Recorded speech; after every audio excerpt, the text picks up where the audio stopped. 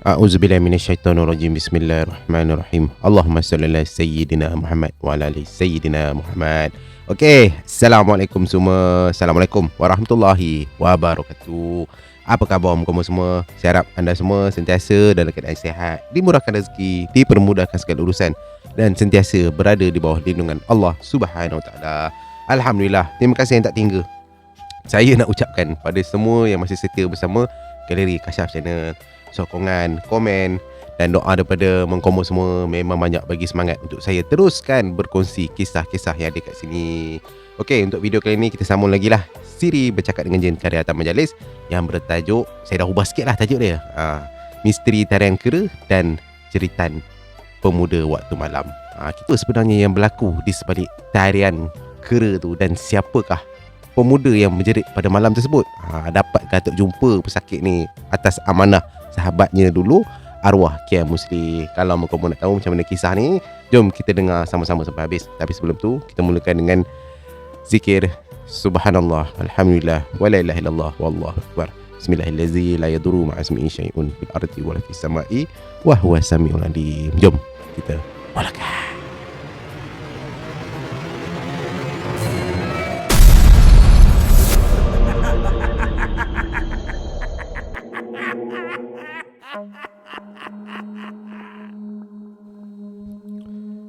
Tak lama kemudian, mereka pun sampailah di rumah yang nak dituju.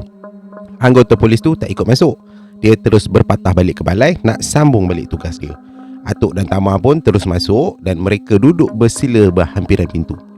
Lelaki berbaju putih tu pula duduk tak jauh daripada Atuk sambil membelakangi ruang tengah rumah. Lepas tu Atuk terus tanya pada lelaki baju putih tu, "Mana anak awak tu yang kata sakit tu?" Kejap ya, nanti saya panggil. Tapi itulah, macam itulah keadaan dia. Sekejap dia diam, sekejap dia nangis. Tak apa. Cuba bawa anak kamu ke sini, saya cuba tengok-tengok kan. Jadi lelaki berbaju putih ataupun si ayah ni teruslah panggil isteri dia supaya bawa anak mereka keluar ke ruang tamu, dan dia terus letakkan anak yang dipangkunya tu di depan Atuk. Dan tiba-tiba budak tu menangis kuat hati. Wah!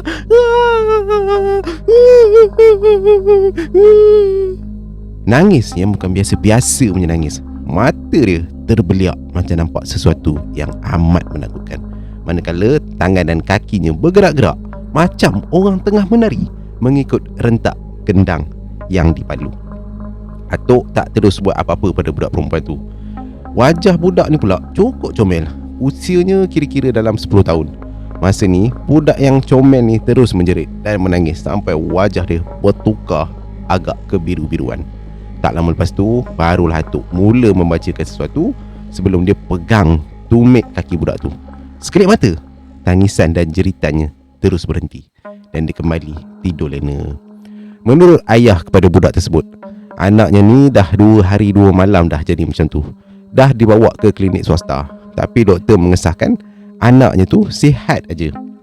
Kalau ikut pada beberapa orang dukun tempatan pula, diorang ni kata anaknya ni terkena sampuk lepas melintasi sebuah busuk jantan masa balik dari sekolah. Ramai yang dah cuba mengubat, tapi semuanya tak berjaya dan keadaan budak tu tetap tak berubah. Tolonglah saya tuan, tolonglah. Anak saya ni cuma 2 orang je. Dia ni lah yang sulung anak perempuan saya ni, seorang lagi lelaki. Apa saja syarat yang tuan minta, saya cuba tunaikan. Ambillah emas yang saya pakai ni sebagai cagaran. Tolonglah, janji anak saya selamat, kata si ibunya ni sambil menangis-nangis merayu kepada Atuk. Tak apa, begini je lah. Macam ni, saya minta awak baca Al-Fatihah dan surah Al-Ikhlas sebanyak yang boleh. Jangan menangis ataupun meratap. Perbuatan macam tu tak baik. Nanti syaitan senang menguasai hati awak tu. InsyaAllah, hal anak awak ni saya cubalah ikhtiar mana yang saya mampu ya, kata Atuk dengan tenang. Dan tiba-tiba Atuk pun terus ditepuk lantai rumah 3 kali. Dan mulut dia bergerak-gerak membaca sesuatu. Lepas tu Atuk letakkan ibu jari dia dekat dahi budak tu. Dahinya ditekan-tekan sampai berbekas. Lepas tu Atuk mula bersuara lagi. Saya minta maaf lah, tapi kalau ikut dari pengamatan saya, apa yang saya nampak, anak awak ni terlalu suka tengok kera berjoget. Betul ke? Jadi si ibu dan si ayah ni bila dengar atuk cakap macam tu, macam terpinga-pinga. Atuk cuma tersenyum je sebelum dia minta si ibu ni tolong kejutkan anak lelaki dia pula yang berusia 8 tahun. Dan bila dah panggil, budak lelaki tu terus berdiri depan atuk. Wajah dia nampak macam cemas. Cepat-cepat atuk pegang tapak tangan kanannya buat seketika. Cu, jangan takut cu. Cakap perkara yang betul dengan atuk. Tok nak tolong kakak kamu ni. Cakap cu. Sekarang cucu cakap ya. Betul tak cucu dengan kakak ada tengok tarian kera? Ada tok. Ya ke? Seronok tak cucu tengok? Seronok tok. Seronok. Kera tu menari berjoget ikut bunyi gendang. Lepas tu dia datang dekat kakak. Sambil tu dia peluk pinggang kakak. Oh ya ke? Baiklah, tok dah faham. Cu, atuk nak ubatkan kakak kamu sekarang ni. Sekarang cucu masuk dulu ke bilik dengan ibu ya. Atuk nak bincang sikit dengan ayah, okey? Okey, baik tok, baik tok. Saya masuk sekarang. Balas budak tu. Kemudian dia pun masuk ke bilik dengan ibunya. Atuk memang nampak puas hati dengan penjelasan budak tu. Lepas tu atuk terus bersuara pada si ayah. Hai, kenapalah awak biarkan anak perempuan awak ni dipegang-pegang dengan kera yang tengah menari? Awak tahu tak, yang kera macam tu bukan sembarangan kera. Ada pendampingnya. Si ayah ni bila dengar atuk cakap macam tu, memang resahlah dia. Beberapa kali dia tarik nafas panjang sebelum akhirnya dia pun bersuara. Terus teranglah saya cakap Lumpiah, kejadian tu memang berlaku tanpa pengetahuan saya dengan isteri. Kami ni memang langsung tak tahu apa yang berlaku. Kalau macam tu, cara untuk kita selesaikan masalah ni, saya cadangkan kamu cari balik kera tu. Tapi kena cari bersama tuannya sekali. Cari kera tu sekarang? Yelah, sekarang. Tapi saya tak kenal ni yang mana satu tuannya.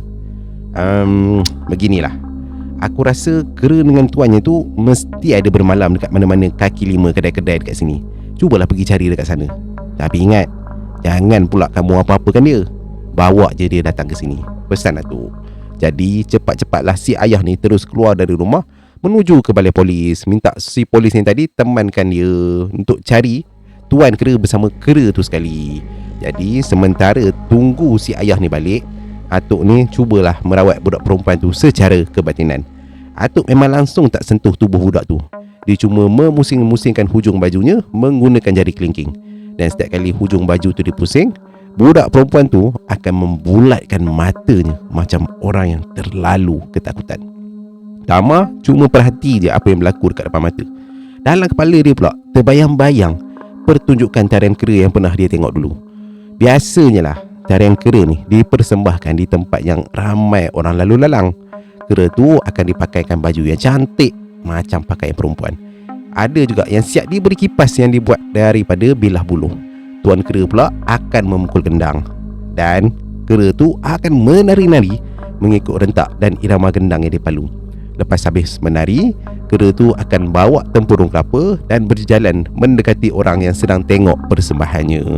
Biasanya orang ramai akan masukkan duit siling ataupun wang kertas lah ke dalam tempurung tu. Dan biasanya kalau ternampak budak perempuan yang comel-comel ni, kera tu selalunya akan tarik hujung baju ataupun peluk pinggang budak tu sebagai tanda kemesraan. Memang itulah antara aksi yang selalu akan buat orang ketawa. Dan orang kata tarian kera ni asalnya diperkenalkan oleh masyarakat India yang datang dari Madras. Lama kelamaan orang Melayu pun mula buat persembahan yang sama untuk cari rezeki. Kalau tuan kepada kera tu orang India, tarian yang dipersembahkan ikutlah rentak tarian India. Tapi kalau tuannya Melayu, pandailah kera tu berjoget ataupun menari inang. Kalau kera betina namanya Minah. Yang jantan biasanya panggil mulung ataupun meletik. Ada juga orang tua bercerita, tarian kera ni kebanyakannya ada unsur sihir yang boleh memukau orang ramai supaya rasa simpati dan mudah menghulurkan wang ringgit. Betul atau tak ada siapa yang benar-benar dapat pastikan. Tak lama lepas tu, si ayah ni pun balik ke rumah. Rambut dia nampak kusut masai sangat. Mata dia dah merah macam orang dah lama tak tidur. Mana keranya bang? Ada tak? Tanya si ibu ni. Sebaik saja si ayah ni melangkah masuk. Ada dekat luar. Alhamdulillah, nasib baik jumpa. Tak apa, bawa lah dia masuk, sampuk Atuk. Sambil tu dia bangun dari tempat duduk. Dan tak lama kemudian, tuan punya kera bersama keranya sekali masuk. Dan Atuk mempersilakan dia duduk betul-betul dekat sebelah Atuk. Sambil berbual-bual, Atuk cubalah menyelami latar belakang lelaki tersebut. Tak sampai beberapa minit, Atuk dah dapat agak serba sedikit siapa sebenarnya orang di depannya tu. Maaflah, tapi saya nak ambil selai bulu tengkuk dekat kera ni, boleh? Pelik Tama bila Atuk cakap macam tu. Dalam hati dia tertanya-tanya lah juga. Kalau sekadar nak ambil sehelai bulu tengkuk si kera ni, bukankah lagi senang kalau si ayah tu cabut sendiri je dekat kedai tu kalau jumpa si tuan kera ni? Tak perlulah susah payah nak bawa tuan punya kera sekali datang ke sini. Anehnya, tuan punya kera ni langsung tak membantah. Dia cuma menolak keranya perlahan ke depan Atuk.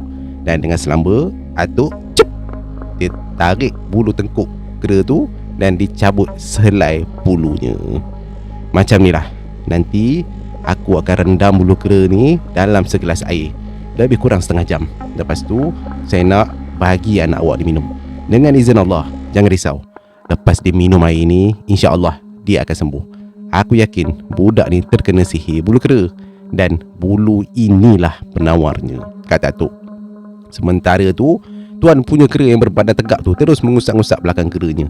Riak wajahnya macam tak kisah langsung dengan apa yang berlaku. Dia sanggup duduk menunggu sampai ke pagi, asalkan dia tu dapat upah.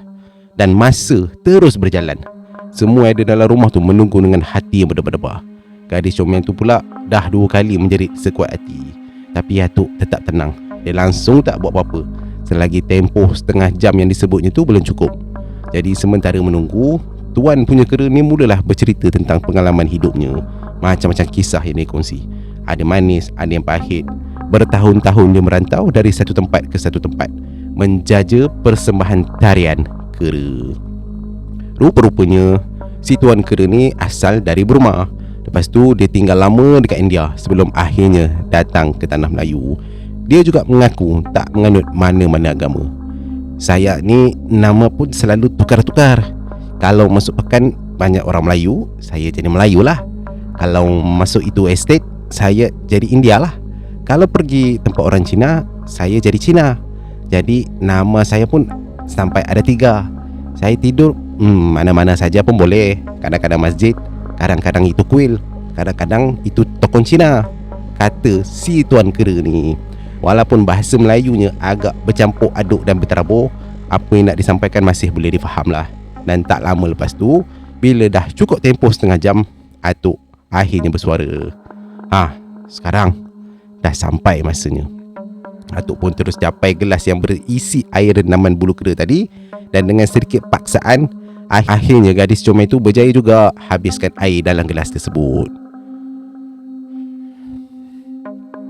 Sekarang kita tunggu lagi setengah jam. Kalau si anak ni tak menjerit, maknanya anak awak ni dah sembuh. Tapi kalau dia masih tak sembuh, masih menjerit-jerit ataupun sakit dia makin teruk sampai boleh bawa maut, kera ni kita terpaksa sembelih. Dan darahnya pula kena diminumkan pada anak encik, kata Atuk pada si ayah dengan si ibu. Bila dengar penjelasan Atuk tu, semua yang dalam tu Allah diam terus. Masing-masing rasa seram. Nak minum air darah kera? Ya betik. Dan yang paling jelas berubah riak mukanya mestilah tuan punya kera. Nak disembelihnya kera, woi, aja gila. Dan gadis comel tu masih lagi terlantar dekat lantai dan mukanya pucat lesi. Dan masa berlalu perlahan dan semua tetap menanti lagi 30 minit.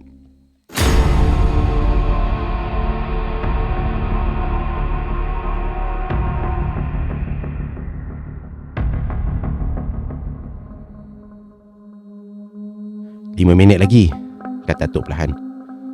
4 minit, 3 minit, 2 minit. Dan akhirnya genaplah setengah jam.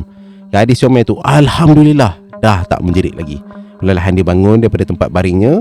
Lepas tu terus Atuk minta dia bacakan surah Al-Fatihah. Okey, lulus, lepas. Mengucap pula 2 kali masyahadah. Cun, elok juga, tak ada sekat-sekat.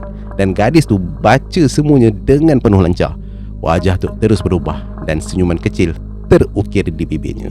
Dia tahu dengan izin Allah, gadis tu akhirnya dah pun sembuh.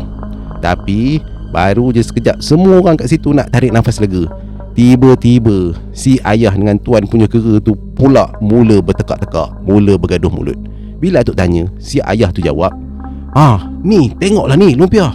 Mana saya tak marah. Waktu saya jemput dia tadi, dia minta upah RM10. Sekarang ni, tengok ni, tiba-tiba nak minta upah RM20 pula. Mana boleh. Ingat RM20 tu senang-senang ke nak boleh bagi dekat dia? Tak boleh. Ibunya ni pula yang tadi diam je, bila dengar pergaduhan antara si suami dengan si tuan punya kera, terus dia buka kelantangan dan rantai dekat leher. Sebab apa? Dia sanggup bagi barang kemas tu. Kalau itulah saja caranya nak selesaikan masalah. Tapi Atuk alang, tak apa, tak payah. Tak perlu nak bagi sampai barang-barang kemas kamu tu. Tak apa, simpan je. Tak apa, biar saya yang selesaikan. Jadi Atuk bangun, dia pergi rapat dekat tuan punya kera tu, kemudian dia tepuk perlahan bahu dia. Pap! Lepas tu dia ambil duit RM10 daripada si ayah dan hulurkan pada tuan kera tersebut. Ni lelaki ataupun tuan punya kera tu yang minta lebih-lebih RM20 tu terus diam, tak cakap apa-apa. Wajah ni macam kosong je. Tak banyak soal, dia ambil je duit tu, seolah-olah macam kemarahan ni tadi hilang macam tu aja. Dah selesai urusan dekat rumah tu, Atuk ajak Tama dan tuan punya kera tu untuk keluar. Mereka pun mintalah izin untuk balik. Jadi mereka pun berjalanlah meninggalkan rumah tersebut dan menuju ke arah balai polis. Tapi baru aja beberapa langkah, Atuk, Tama dan tuan punya kera tu melepasi kawasan balai, Atuk tiba-tiba berhenti. Lepas tu dia pegang bahu tuan punya kera tu dengan kuat. Dan belum sempat Tama nak tanya apa-apa, kera yang didukungnya tu terus melompat ganas dan digigitnya lengan Atuk sekuat-kuat hati. Tapi gigi kera yang tajam tu langsung tak mampu nak menembusi kulit lengan Atuk. Tama dah cemas. Alamak, apa hal pula si kera ni duk tekan Atuk aku? Tama nampak lagi. Waktu ni Tama perasan watak tuan punya kera tu pun dah berubah sikit demi sedikit. Riak yang selama ni nampak lurus ke budak-budakan dah bertukar jadi bengis. Mata dia tajam renung Atuk sambil mulutnya tak henti-henti bagi arahan supaya keranya tu terus serang Atuk. Dan kera yang asalnya kecil tu, Tama perasan dah macam makin lama makin besar, makin lama makin tinggi, dan sekelip mata tubuhnya seolah-olah dah mengatasi ketinggian Atuk. Mulut dia terbuka luas mempamerkan taring panjang yang cukup menggerunkan. Walaupun begitu, Atuk tak panik. Setiap kali kera tu terkam, Atuk hanya mengelak dengan langkah yang tenang. Seolah-olah Atuk dah boleh tahu setiap pergerakan si kera ni.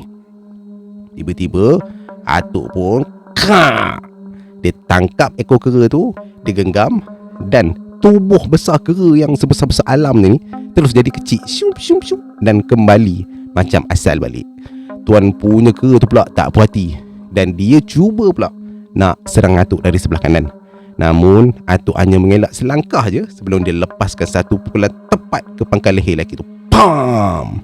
Dan tuan kera tersebut rebah menyembah tanah. Dengan suara yang terketar-ketar, tuan punya kera tu merayu-rayu supaya Atuk jangan apa-apakan dia. Kamu ni macam-macam hal. Kamu sengaja guna ilmu yang kamu ada ni nak perdayakan orang lain kan? Budak-budak perempuan tadi, aku tahu memang saja kamu nak kenakan dia, betul tak? Bila dia dah jatuh sakit, kamu pula muncul, kononnya tahu cara nak mengubat. Lepas tu kamu minta bayaran sesuka hati. Memang itulah cara kamu nak cari makan selama ni kan? Maaf. Saya cuma mau cari makan tuan. Cari makan bukan macam ni. Kalau aku jumpa lagi kamu buat kerja macam ni lagi, aku memang tak bagi peluang dah. Kalau aku jumpa, memang buruk padahnya. Atuk terus periksa tubuh lelaki tersebut. Cari. Dia jumpa sekeping kulit kera yang dah kering, yang dibalut bersama beberapa helai rajah dan tulisan berumah. Tak tunggu-tunggu, Atuk terus bakar benda tu sampai hangus. Ini semua mainan syaitan. Baliklah. Aku tak nak tengok muka kamu lagi. Faham tu? Dah, pergi, kata lelaki tu pun terus ambil kera dia, dan dia pun terus berlalu pergi dan langsung tak menoleh ke belakang. Dan Atuk harap si tuan punya kera ni dah takkan ulangi perkara tu lagi. Hai, macam-macam hal lah zaman sekarang ni. Ni Tama, ingat ni, atuk nak pesan, nanti kalau kamu pun dah ada anak cucu, kalau boleh jangan bagi anak-anak perempuan tengok tarian kera ataupun tarian apa-apa ni terlalu dekat. Lebih-lebih lagi kalau kera tu cuba nak panjat badan ataupun minta dipeluk. Ingat tu. Tapi bukanlah semua tuan punya kera tu berniat jahat. Cuma ada segelintir je yang gunakan persembahan macam ni untuk tujuan yang tak elok. Sebab itulah kita ni kena sentiasa berhati-hati. Ingat tu ya Tama? Ya, baik tu. Tama faham. Tama akan ingat segala pesanan Datuk, kata si Tama. Alhamdulillah, selesailah kes sihir tarian kera ni. Jadi Atuk dan Tama pun patah balik semula menuju ke masjid tempat mereka bermalam.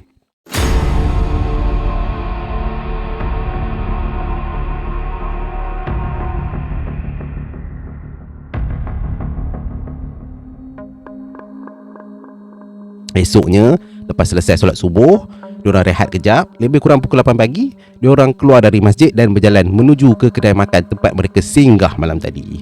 Sebaik saja sampai dekat kedai, tuan punya kedai tu terus sambut Tama dengan Tok dengan wajah yang ceria. Alhamdulillah, datang juga kamu berdua. Mari, masuk tuan. Silakan. Mari, sarapan sekali dengan saya ya. Jadi Atuk pun duduklah sambil menikmati kopi panas dan juga sarapan. Tuan punya kedai tu mulalah berbual-bual dengan Atuk. Banyak perkara yang ditanyakannya, tapi cara dia ni cukup halus. Sekali pandang macam sembang kosong. Padahal setiap soalannya sebenarnya cuba mengorek siapa sebenarnya Atuk dan apa tujuan mereka datang ke kampung tu. Dan tanpa sedar, Atuk sendiri akhirnya buka sedikit rahsia tentang tujuan sebenar mereka. Encik Lumpia, maaflah, berkenaan soalan awak semalam tentang nak cari orang sakit kat sini tu, sebenarnya yang sakit tu memang ada pertalian saudara dengan saya. Cuma terus teranglah saya cakap, saya ni tak berapa yakin dengan cara perubatan tradisional macam ni. Lah, ya ke? Kenapa dari semalam awak tak terus terang je dengan saya? Janganlah kecil hati kalau saya cakap macam tu. Sebab apa sekarang ni ramai sangat yang mengaku bomoh ataupun bawang. Cakap je hebat, berdegar-degar. Tapi bila sampai masa nak mengubat, ilmu tak seberapa. Yang pandai cuma bercakap je. Itu yang saya tak berapa nak percaya. Atuk cuma tersenyum je. Biasalah encik, lumrah orang kadang-kadang cari makan untuk gunakan hikmat diorang lah tu.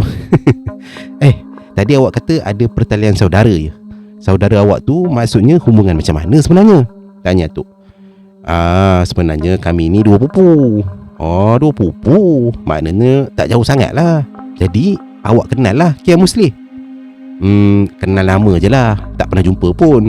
Saya tahu sebab dia pernah cuba nak mengubat saudara saya tu, tapi penyakit dia tetap tak sembuh-sembuh. Faham lah. Jadi saya nak tanya awak lah, apa pendapat awak lah tentang Kiai Muslih tu? Pada saya, Kiai Muslih tu orang yang jujur. Dengar-dengarnya orangnya alim dan warak. Ya, benar lah tu. Tapi awak tahu ke, dia dah meninggal dunia. Meninggal dunia? Innalillahi wa inna ilaihi raji'un. Bila? Jadi Atuk pun ceritakanlah apa yang berlaku tentang Kiai Muslih. Dan sebab sebenar Atuk datang ke Tanjung Alim.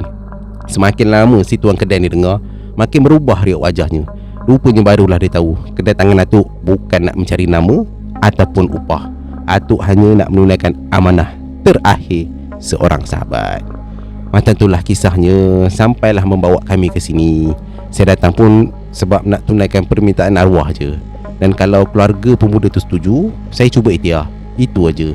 Sebab saya ni bukanlah bomoh, bukan juga pawang. Saya pun memang tak pernah cari rezeki dengan jual nama macam tu. Tuan punya kedai ni sekadar menganggukkan kepala. Dia nampak benar-benar malu dengan sangkaannya sebelum ni. Mati-mati dia ingat Atuk ni macam bomoh ataupun pawang yang dia kenal sebelum ni. Jadi lepas habis berbual, Atuk bangun dan capai dompet dia. Baiklah tuan, saya rasa saya kena bergerak dulu dengan cucu saya ni. Saya bayar dulu ya. Cepat-cepat tuan punya kedai tu angkat tangan. Nantilah, tunggu dulu. Saya minta maaf lah kalau kata-kata saya tadi buat awak terasa. Tak mengapalah, saya tak terasa pun. Awak cuma berhati-hati, itu hak awak. Tapi cara saya menilai orang tu mungkin tak betul.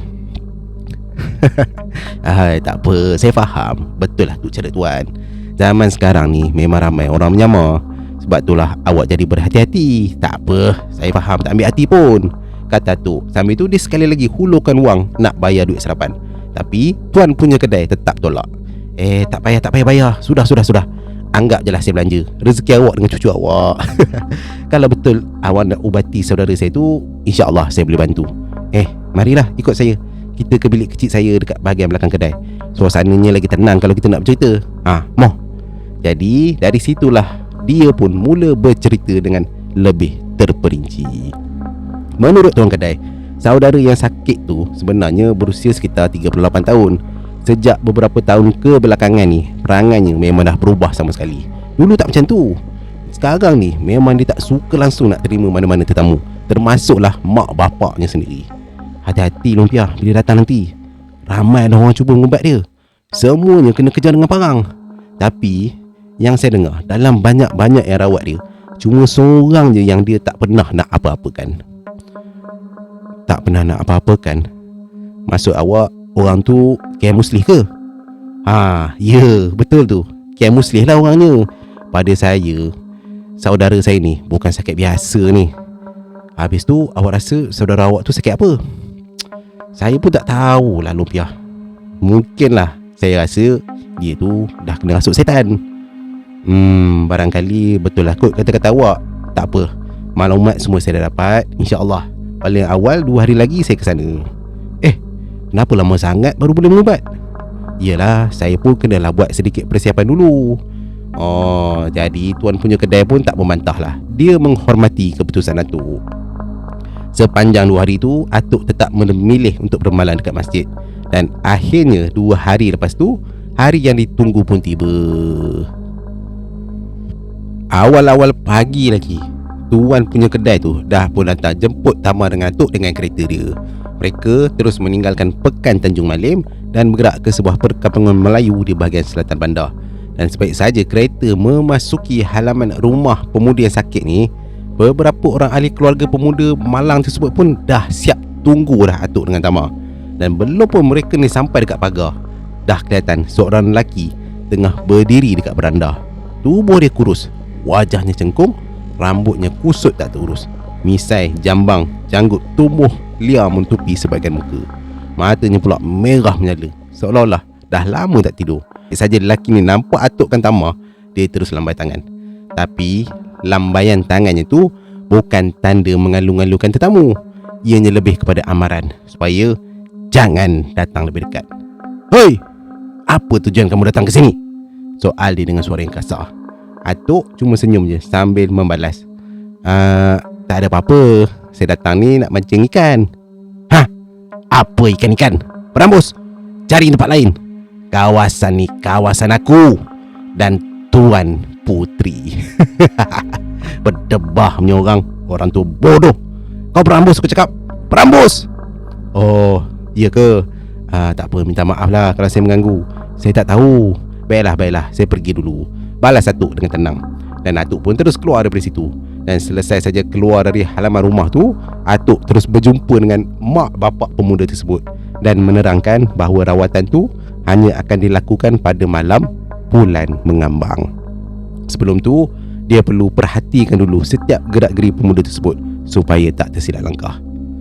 Tama, malam ni baru 13 Syakban. Esok malam 14.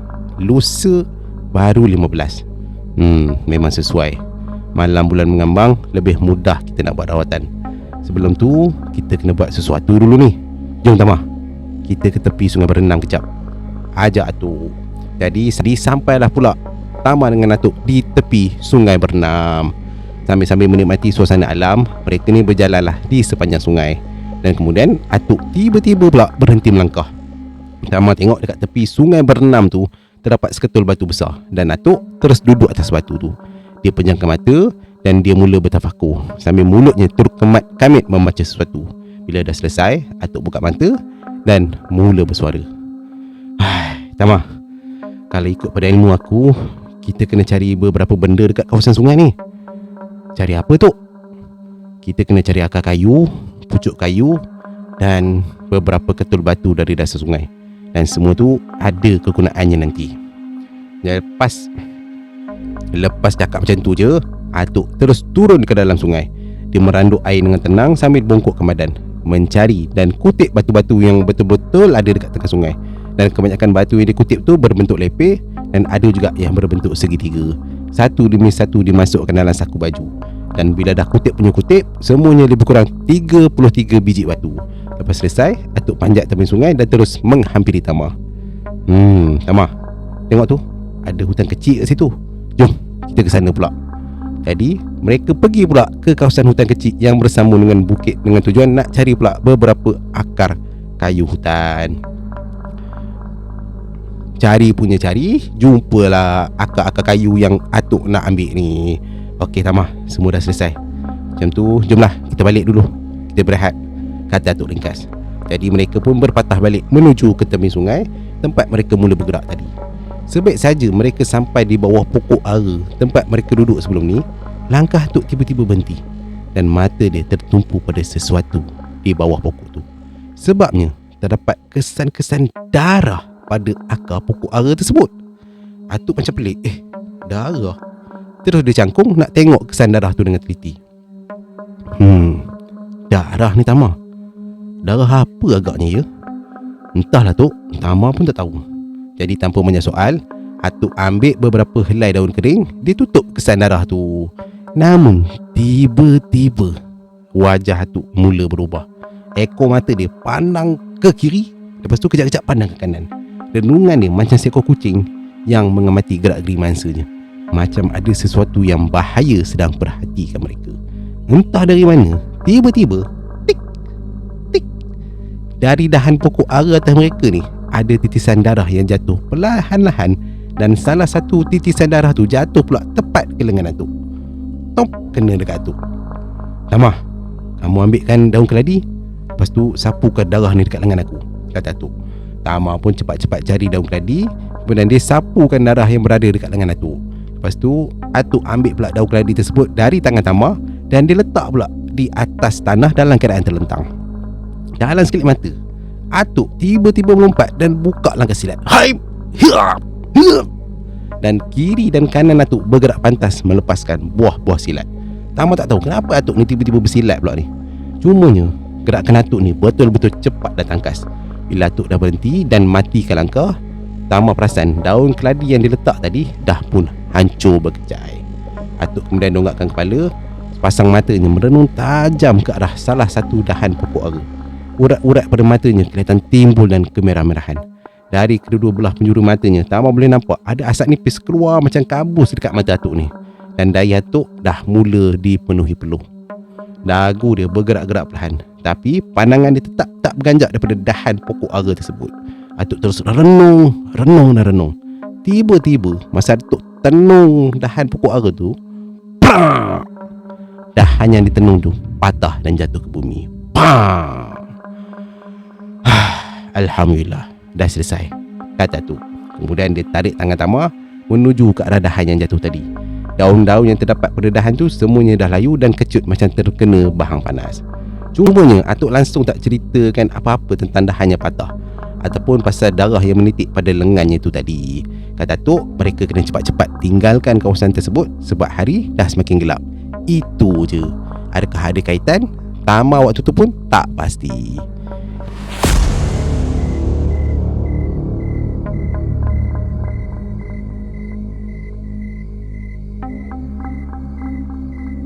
Dan disebabkan keluarga pemuda yang sakit tu dah sediakan sebuah rumah khas untuk Atuk dengan Tama, selesalah sikit untuk mereka bermalam. Dan malam tu Atuk kata dia nak tinjau keadaan sekitar rumah batu yang didiami oleh pemuda tersebut. Dia nak tengok sendiri apa yang pemuda ni buat masa bulan mengambang. Tama, siapkan keris kecil untuk aku, kata Atuk. Jadi lepas selesai tunaikan solat isyak, Tama terus ambil keris kecil yang disimpan di tempat selalunya diserahkan pada Atuk. Atuk balut keris tu dengan kain hitam sebelum diselitkan di pinggang. Dan sebelum mereka tinggalkan rumah khas tempat mereka menginap, Atuk terlebih dahulu duduk bersila di muka pintu sambil baca sesuatu. Malam ni baru 13 Syakban. Bulan tak begitu besar. Cumanya malam ni kita akan mulakan dulu, Tama. Nak mulakan? Biar betul Tok. Cepatnya kita nak bertindak. Alah, apa salahnya? kita menguji dulu sebelum masuk gelanggang. Tapi Tama takut kejatuh sia-sia nanti. Tak apa Tama, kita sekadar mencuba je, tak jadi apa pun. Dan tiba-tiba mereka terdengar bunyi lolongan anjing dari kejauhan. Au!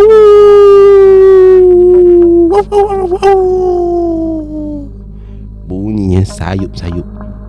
Dan makin lama lolongan anjing tu makin kuat dan menyeramkan. Tak semena-mena pula.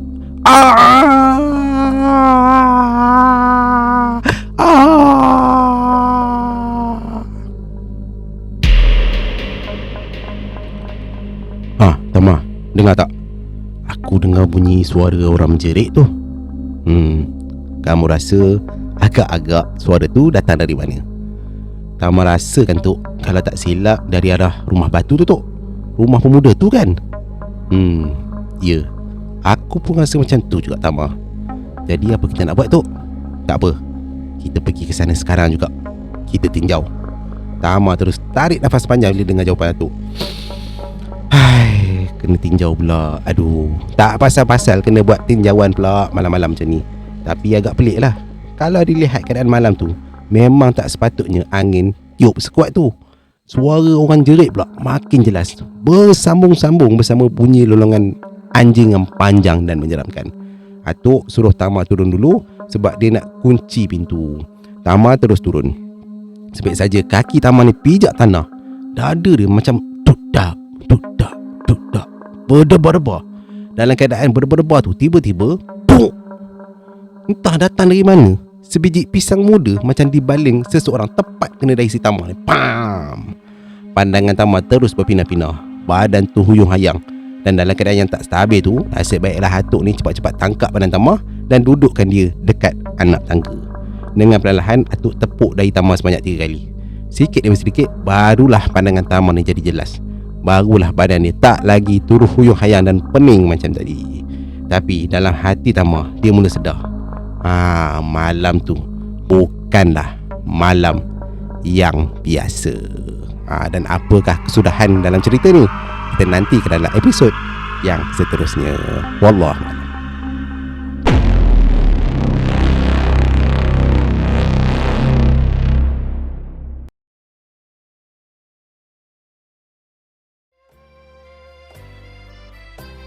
Okey, baik. Alhamdulillah, tamatlah sudah episod untuk siri Bercakap dengan Jin karya Tama Jalis dalam episod misteri Tarian Kera Berjoget dan Jeritan Pemuda Waktu Malam.